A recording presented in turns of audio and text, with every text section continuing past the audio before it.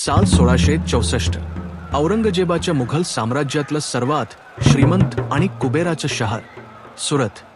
आजच्या भाषेत सांगायचं तर सुरत ही त्या काळातील भारताची आर्थिक राजधानी होती.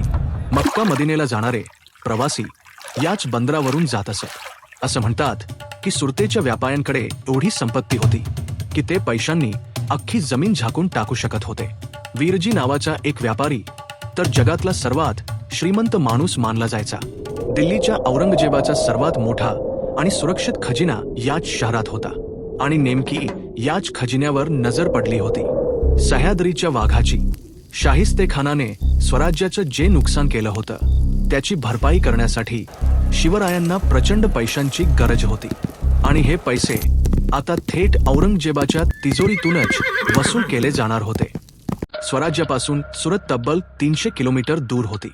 एवढं मोठं अंतर पार करून मुघलांच्या हद्दीत घुसणं अशक्य होतं. सुरतेचा सुभेदार इनायत खान याने शहराच्या चारही बाजूंनी मुघल सैन्याचा आणि तोफखान्याचा अभेद्य पहारा लावला होता. महाराजांकडे ना सुरतेचा नकाशा होता ना तिथल्या रस्त्यांची माहिती. जर न पाहता हल्ला केला असता तर महाराजांच्या 8,000 मावळ्यांची मुघलांनी कत्तल केली असती. सुरतेत घुसण्याआधी महाराजांना कुणीतरी असं पाहिजे होतं जो सुरतेत जाऊन तिथला कोपरा डोळ्यात साठवून आणेल आणि इथेच एंट्री होते स्वराज्याच्या पडद्यामागच्या सर्वात खतरनाक नायकाची.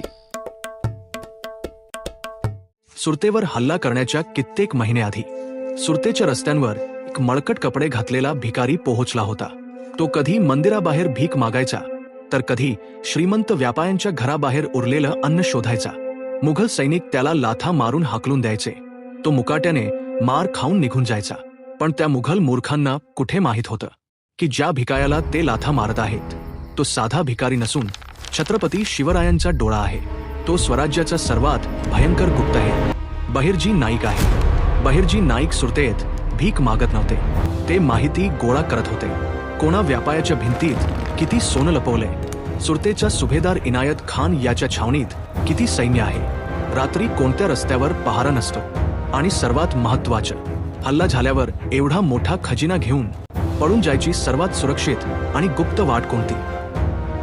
वेषांतर करून बहिर्जींनी सुरतेचा कोपरा पिंजून काढला.